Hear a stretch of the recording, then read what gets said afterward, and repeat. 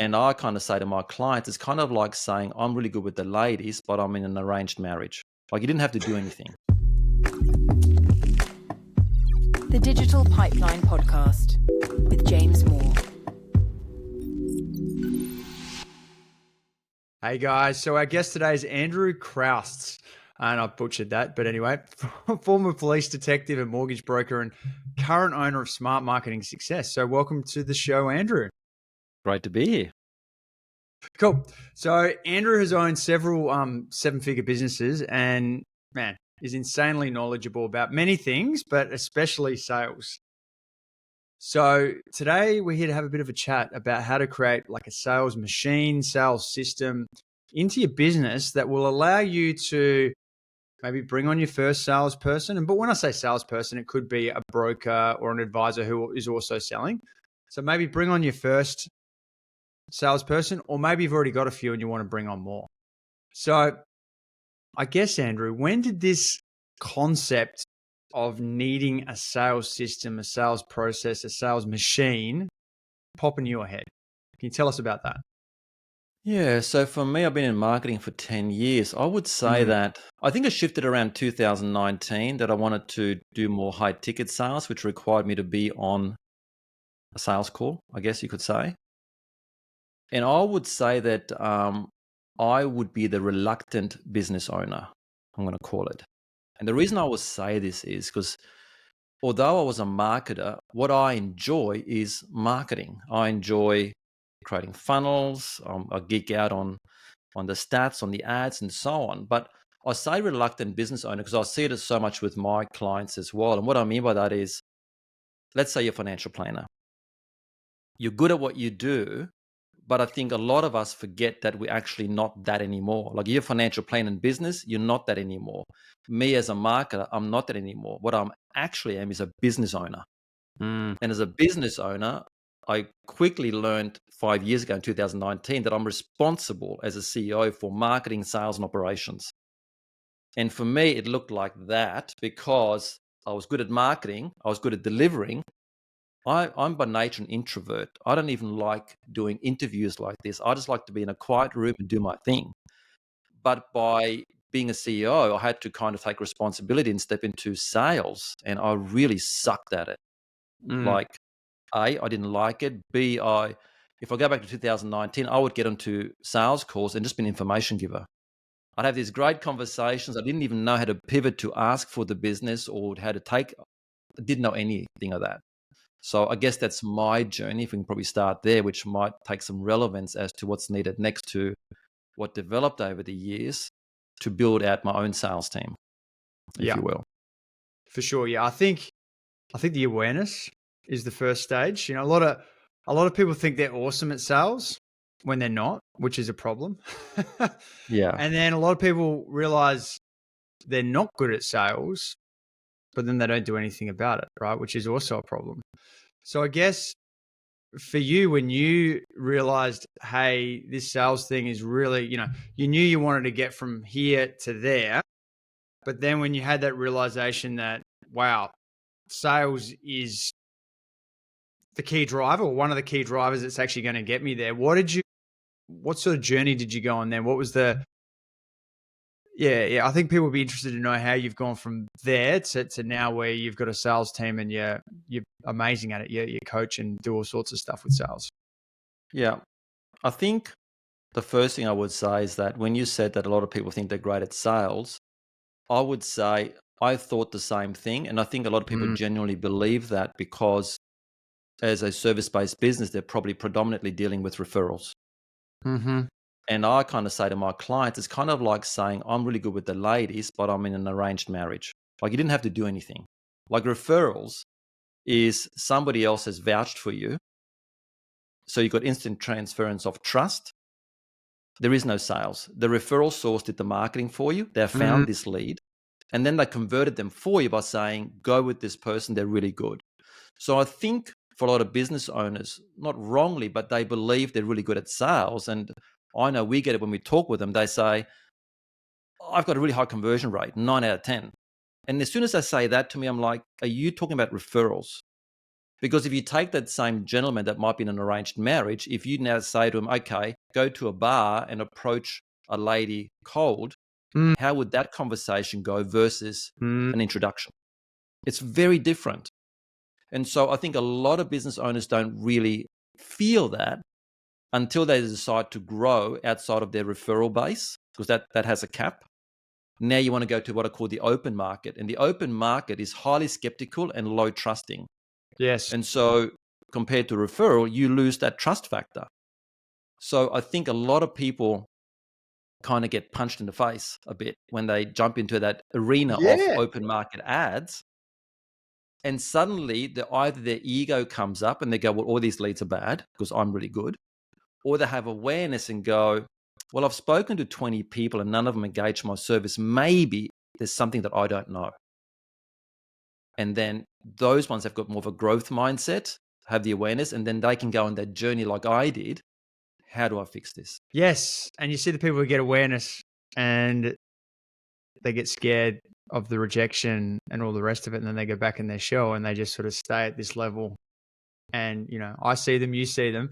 And these are the frustrated business owners that know they need to do something, but just don't want to do the hard work, I guess, to step outside their comfort zone and have that rejection, all the rest of it. And I mean, we see that with referral partners as well. Like when they have to generate referral partners out of their existing network, same thing. People think they're good at building relationships and what we call relationship marketing, but it's not until you have to do that with someone who's a stranger that you really see how good you are. So I guess for you, once you did have that realization, like, because it's so confusing out there, like where do you go to get education? Because I mean, you've got YouTube University and you can just binge stuff. You've got paid courses, you've got mentors. What was your sort of journey to sort of up level your sales skills? Yep. Yep. So I think the first thing that's really important to do if you want to grow your business is that as the business owner, you really got to validate this yourself first. And what I mean by that is you have to go to the open market, let's say ads, where you're attracting strangers. And you as the business owner have to kind of create the playbook first. Now, before you create the playbook, you have to be able to validate that you can convert people into clients. And so you've got a couple of options. Yeah, you got, the old YouTube University. I mean, that's the free stuff. So you got to, maybe find some videos you can watch, get your hands on a sales script and kind of learn a bit about what the process looks like. And it's not what people think. A lot of people hear scripts and they think about having to sit there and read something. And that's not the case. I mean, we can watch a movie and be emotionally moved by an actor into laughing or crying. And it's a script. But they're using tonality, pace. They know how to have adopted that script for their own authenticity to bring it through. And so I think if you think about a sales script, it's more about having a process that you need to discover and learn on how you can speak to someone and just have a heart-to-heart conversation, really, right? Human to human, and just be able to identify what is it the problem that they're having, or what is their unfulfilled desire. And then you've got to be able to have a conversation with them in a way to uncover more of the root cause of what's going on, what's holding them back, not just mechanically, but even psychologically. And then you kind of got to figure out where they want to go to have that gap. And then I guess then you've got to also understand from your own perspective, ethically, what you offer, can you get them from A to B? And if you can, then you can share that with them and invite them to do business. Yes. And there's a whole process around on how to do that in a way, because there's a lot of stuff going on that's beyond just the mechanics of it, but the human psychology that you're dealing with. And you've got to be able to do that in a really nice, effortless, enjoyable way for the prospect, but also yourself. Yes. And so I would say you either have to go down the deep dive of the internet, of YouTube and so on, or as a business owner, you shortcut that because, either way you're paying with time or money, and time can be more expensive. And I would say the journey that I took, I got myself a one-on-one, like I got coaching in sales. Yes. And as I said, I was reluctant to it because I don't enjoy doing calls all day because it takes energy away from me. I'm not an extrovert. But I knew I had to learn it in order to elevate my business. And so I had to go down that path and do that and create a playbook. Yeah, I agree. And I think the key point you made at the start, which I think misses a lot of business owners. You need to build it out yourself. Like even if you hate sales, it's so risky. And I mean, you've seen people like this as well, Andrew, who bring on a sales guru or whatever they might be, or someone who's good at sales. And then you bring them into your business. I mean, it sounds good, right? But you bring them into your business and you go, here, sales rep, build me my sales machine. Now, do you want to talk about why that's dangerous? To get someone else Yeah, doing that for you? absolutely. I guess an easy way for me to explain this is it'd be like me being head of surgery in a hospital, and Yeah. I'm going to bring in surgeons to work underneath me, and I have no idea whether these surgeons are doing a good job or bad job because I have no experience in it. So can I lead them? How can I be the mentor to them and manage them? How do I even know whether they're doing a good job or killing people? Like, you have to have a foundational understanding of sales and the processes. And especially you as the business owner, you know your business very intimately. You know, and you should be selling the best because you're the founder, right? People are going to have most trust in speaking to the CEO. So you need to have that. Otherwise, I think if you've got nothing in place, and this is what I also see sometimes, business people, and this happened to me also a few years ago, which I'll share in a moment. If you don't have anything validated and you're just hiring a salesperson, if you get the A player coming in and there's no playbook, no onboarding, no scripts, no calls to be able to review, to actually know what they have to adapt themselves to, they're going to immediately bounce because they're a high performer. So who stays? It's the C-type players who could not care less. They're happy to collect their weekly paycheck. And now you're abdicating your responsibility and saying, well, you build it for me. They don't know your business, so where do they get the information from? And then becomes a vicious cycle of, oh, this is all just terrible. But really, Yeah. there's And a this is where, saying.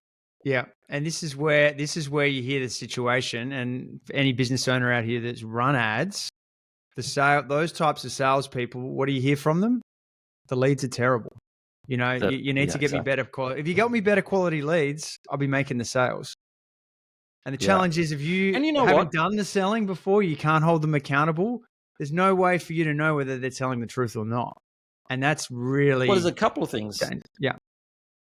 There's a couple of things going on. You haven't validated it yet, so you don't have to know what the conversion should be. That's You don't got true. no metrics to manage. There's no call recordings of yourself that you could give them so they understand how to approach all of this.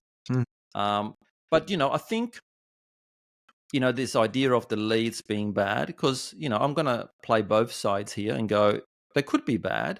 However, you might have 10 leads you've spoken with, and you could say that leads are bad. And I could say, possibly. But if you've spoken to 20, 30, or 40, or 50, that becomes a statistical significance where, Yes. hang on, you've spoken to 50, 60, 70, 80. Are you telling me you've hit the jackpot that you've attracted 80 bad appointments? Like, there comes a time where the excuses run out. And then there has to be this facing of the truth of, maybe it's you. Yeah. Which is why, once again, we're sounding like a broken record. We got to validate the sales system so that you know at appointment 30, this is approximately how many people should have gone through to a strategy call, to a contract, whatever your next stages are. You've got an idea that people are progressing and the numbers make sense based on your experience. So you touched on another good point, which is assets, sales assets, right? So it's kind of like, I guess, building a foundation of a house. Like, you need some certain things in place before you can start to actually build the house, right? Like, so what for you in your mind are the assets to create that sales house that you can actually build on and it's not going to be shaky and fall over? Yeah. Again, I'm a good example of what not to do because I went through this process as well. So I, years ago, went through the process of getting, doing all the sales coaching and getting really good at it and converting high. And then I approached a sales recruitment company and I got some really good advice from the CEO. I went, look, I want to hire in a salesperson so I can buy back my time, work more on the business. Makes sense because I was doing a lot of sales call. Mm-hmm. And he just said to me straight out, you're not ready. I will not even give you an A player because he goes, everything's in your head. What are we going to do with getting this top performer in? And so he sent me away, and I went again on a 12-month journey, I think roughly, where I kept selling, but I also very slowly started building out. And by the way, I took the long road. You can do this very quickly. It was more of a choice at that time, but I went down the path of, okay, you need to have a library of your winning calls that you're doing, so you can share them with somebody else, so they can, mirror you and adapt to that. Have a solid sales script in place. Have an onboarding process in place. You need to have a way for them to have sales trackers, a good CRM. You got to be able to teach them how to take notes, how to put in tasks, how to do good follow-up. What does that process look like? You need to have in place sales trackers, so you can also monitor that. And also end of day reports. So because I really view sales, if you look at a business and you've got marketing, sales, and operations, I look at the sales aspect like a sports team. It's performance based, and with performance comes, the state of mind, the energy. Like sales reps, you've got to coach them daily. And that's one thing that you need to kind of transition as a business owner. First, you're the player, the salesperson. Then you probably transition to player coach, and then obviously coach. And you need to be able to coach them every morning, even if it's just for 10, 20 minutes. I still do that with my sales team. Now, you can eventually buy back your time and send one of your sales team into player coach. But a lot of people make the mistake they put someone in place and then leave them be. And this is not one area. I mean, you should obviously do all areas, but one area where you almost got to, I find in my experience, you got to coach them daily. Even if you just have quick huddles in the morning and then maybe have a longer one during the week where you do role plays and all those sort of things, and you get into this rhythm, momentum for them to be able to come to you as the sales manager that they can trust in, that you know what you're talking about, and you can help them overcome either their own state of mind or what they're ever going through, because you're going to have to deal with that, and also the mechanical side of how to come over objections or how to fix something that's come up and how to go through that. They need that. And if you can't provide that, it's not going to be a good environment for them. 100% agree. And it's even more important if you've got a remote team, right? Because you need to get a read on the salesperson, because so much of sales is confidence, right? Like just believing it, and it's energy transfer between the salesperson and the other person. And if they're off by a small percentage, it's going to significantly affect their conversion rates. And sometimes they don't even realize it's happening. But if you're catching up with them every day, you can see stuff and you can help them correct, so that you don't get in a situation where it's been a couple of weeks and sales have been really down and you've got no idea, right? Where it's just literally in their head, right? So we use Slack, and every afternoon, the sales reps put in an EOD, an end of day report. Yes. And it's just a series of questions. It takes them 5 minutes that they just give a brief summary of the calls they had, and they got to kind of tell me where they got stuck on the call. But they also have to rate themselves on their physiology, on their energy, inspiration. And it gives me a good temp check, how they're feeling. And it's something that comes in the afternoon, and it sets me up for our 8 o'clock 30-minute meeting where I can just have a chat. Do they and fill go, it out? Do they fill it out, dude? Because I've tried that with my sales rep. I've only got one salesperson, and I think I might have been asking too many questions. I think I had like 10 questions on there, and it got, yeah, they weren't. I think they were just going through the motions with it. Like, how many questions do you ask, and how accurate do you find it is?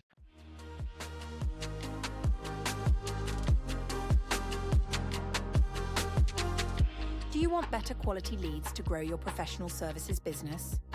Digital Pipeline guarantees you appointments with businesses that want to refer their trusted clients to you.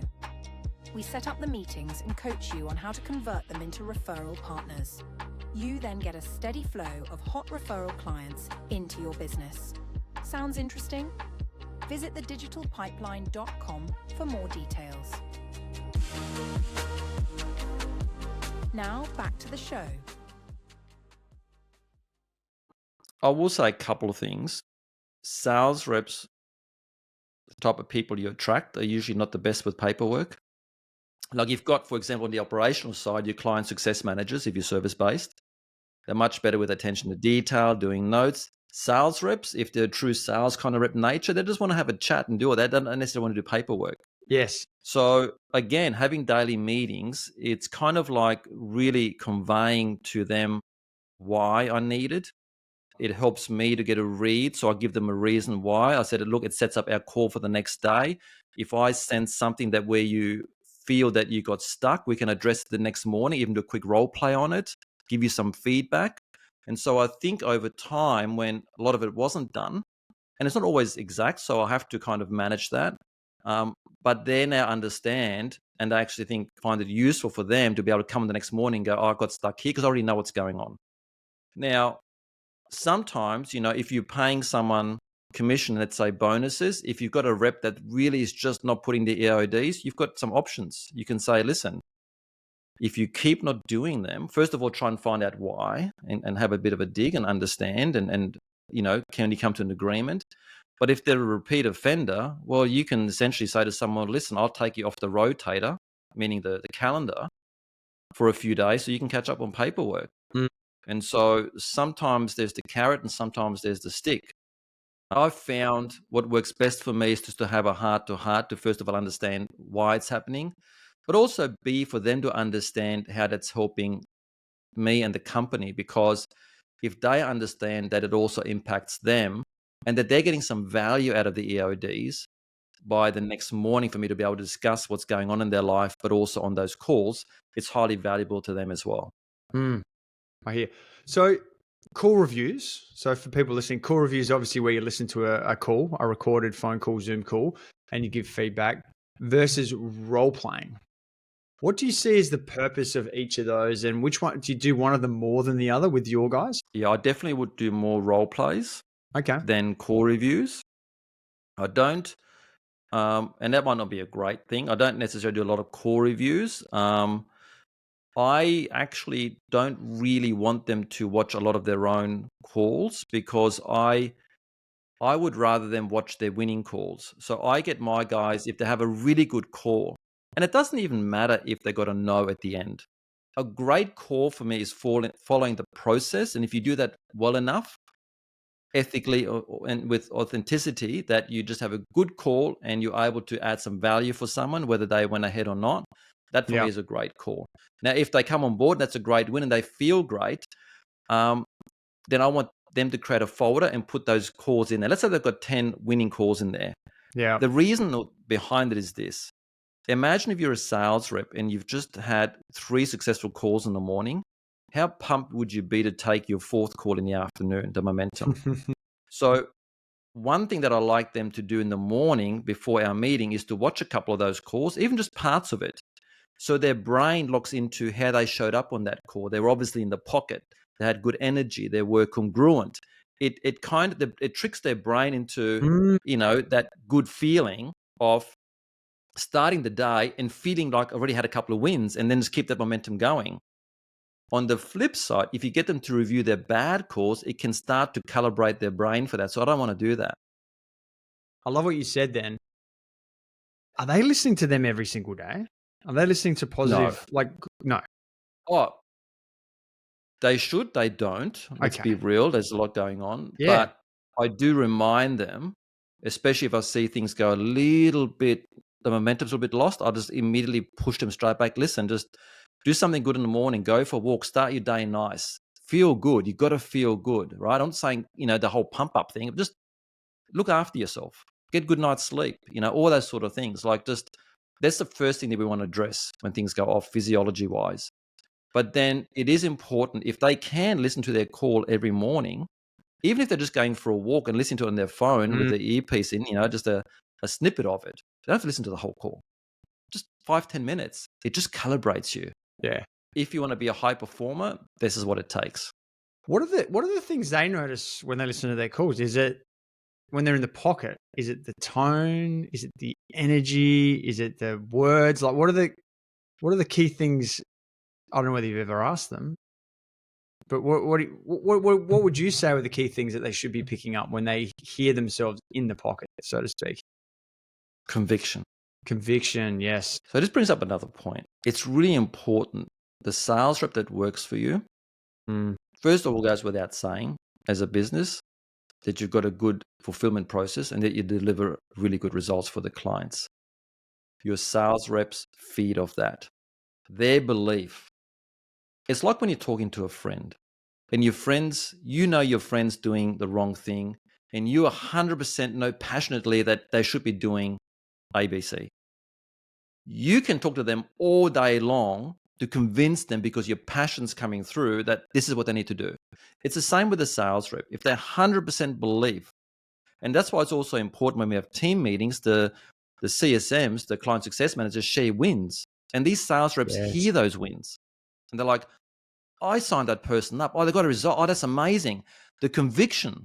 So now when they're talking to a client of ours that's stuck, they're in pain, they're stressed, coupled with the conviction of the sales rep that, dude, this will fix your problem, and they 100% in their selves believe it, they come across very different than if they feel like they're peddling something that they don't really believe in and they're just chasing a commission.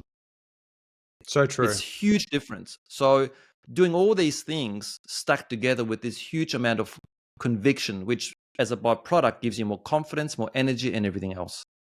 I love that. Love that. Cool. So I guess last question.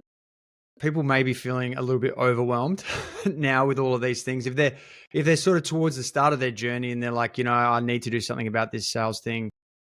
I'm the guy or girl doing the selling, and I really want to grow the business and get off the tools, so to speak, and bring someone under me. What, if you're going to break it down, what would be the first, say, 3 things they should focus on doing, just in manageable steps? I think, okay, so let's just assume they're already running ads and they've already validated.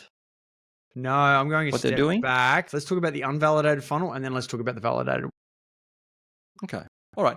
I think the first step I would say to someone is start recording your strategy calls.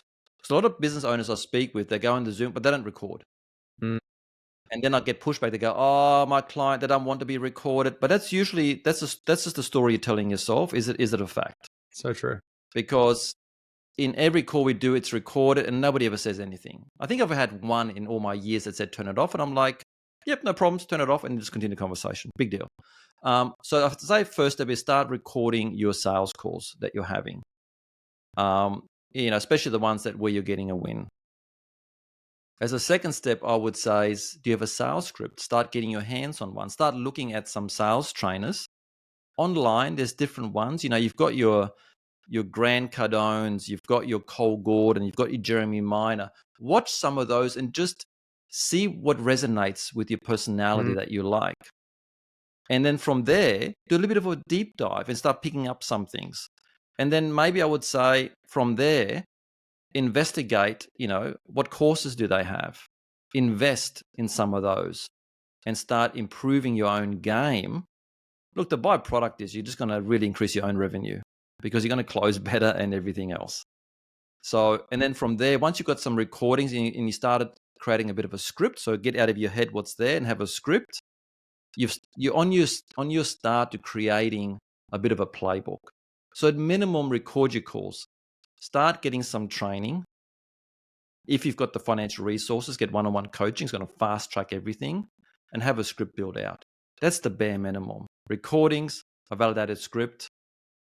I think that are the foundations I would work on, knowing your own conversions before you can start thinking about bringing somebody else in. Yeah. I think that's probably answered my question, and I would 100% agree with that. And it's the probably the highest ROI spend you could ever do is obviously investing in yourself, but more specifically investing in sales, because there's an immediate return on investment there. It's an absolute no-brainer to invest in sales training. You'll never regret it. Yeah. I will say this. I'm a good example of someone that doesn't like sales, but strangely enough, it's probably become one of my strong points now because I've had to go down that rabbit hole and learn it. And sometimes when people say it's not what I want to do and all those sort of things, then really what they're talking about is their feelings.